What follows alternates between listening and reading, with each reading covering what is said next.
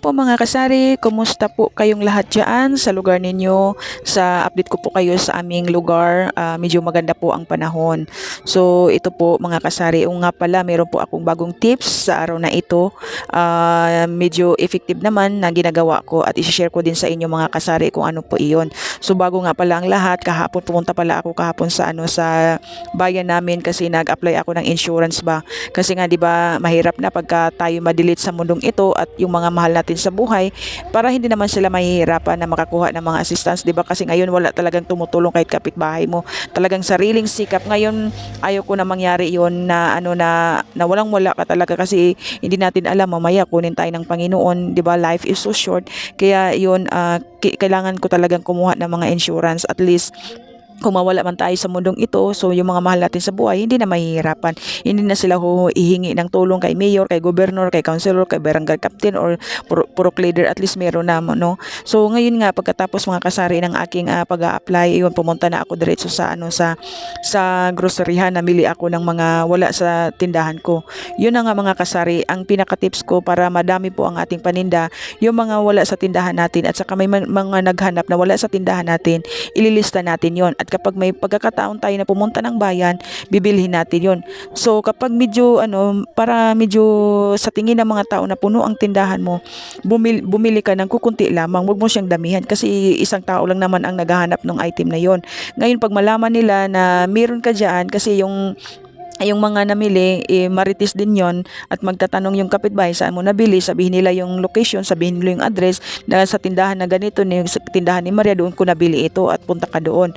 So ngayon kapag medyo sa tingin mo malakas yung items na yon, doon mo pa lang siya dagdagan. So 'di ba, kung bili ka lang lamang ng kunti ng items para sa tingin ng tao, ang daming paninda niya, doon pa mukhang kumpleto yung yung tinda niya, doon tayo sa tindahan ni ganito kasi marami siyang paninda. Yun ang pinakasikreto mga kasari. Huwag ka mo bumili kaagad ng dasin-dasin.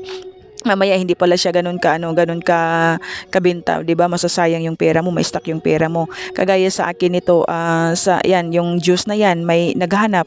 So sabi ko, totalan dito na ako at nakalista siya. Yun, bili lang ako ng ilang piraso mga kasari. Kasi 'di ba, yun. Nakita nung bata, naengganyo yung bata, meron akong tres na tubo, 'di ba? So, iyon, grabe mga kasari, yung itlog. May batayo yung itlog, as in super mahal ngayon ang itlog. Nagkaubusan ng itlog sa bayan namin sa totoo lang. At tinanong ko yung may-ari bakit walang itlog. Supposed to be dito sa lugar namin merong isang truck na nagde-deliver talaga at inaabangan namin yon. Yun hindi talaga pumasok, 1 week na siya na hindi pumasok. Kaya yung mga nakaraan hindi ako bumili. So nung meron akong pagkakataon na pumunta ng bayan, bumili na lang din ako mga kasari. No yun, pagdating ko, ayun, isang araw pa lang malapit na siyang maubos. Kaso kunti lang talaga yung yung tubo mo kasi napakamahal. Hindi ko naman siya tinubuan ng malaki kasi kawawa naman, 'di ba? Super mahal na yung tubuan ko pa ng ilang piso. At least 2 o 3 okay na yung yung tubo ko doon. Parang ayaw ko nga bumili ng itlog kahapon eh. Sabi ko nga doon sa may-ari ng pinagbilan ko, hindi na lang ako bibili ng itlog. Tumawa siya, sabi niya, hindi rin naman pwede kasi mayroon talaga maghahanap dyan sa tindahan mo. Oo nga naman talaga, grabe yung mga tao. Pagdating ko talaga, ang bilis ng itlog naubos. So, kalahati na lang. So, yun na nga mga kasari. Maganda talaga na na kunti lang yung idagdag mo na tubo para madaling maubos. So hopefully makabili ka agad ako nito kasi sayang yung tubo, piso-piso, 'di ba? Pag na mo yun na naipon mo yun, so marami na siya. So pag ganitong lotion mga kasari, ayan, 'di ba? Kunti lang binili ko kasi may naghanap ng sachet na lotion. So itong lotion din sa sa lamok, may naghanap, nilista ko. Yun, bumili lang din ako ng mga ilang piraso, 6. So nilagyan ko kaagad ng ng presyo para kung sakaling wala ko dito sa tindahan, ibang magbantay, kapatid ko, hindi sila mahihirapan. So yun ang pinaka-technique. May maghanap, ilista at bili lang konti lamang.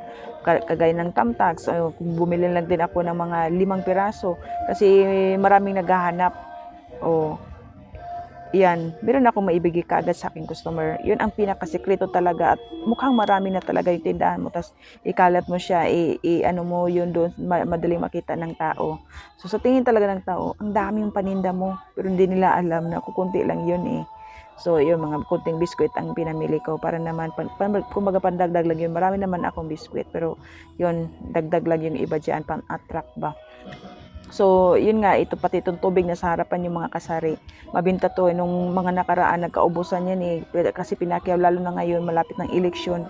Maraming naglakad-lakad dito, ano ng mga tarpaulin ba. So, nauhaw sila. Yun, ako, bumili ng maramihan.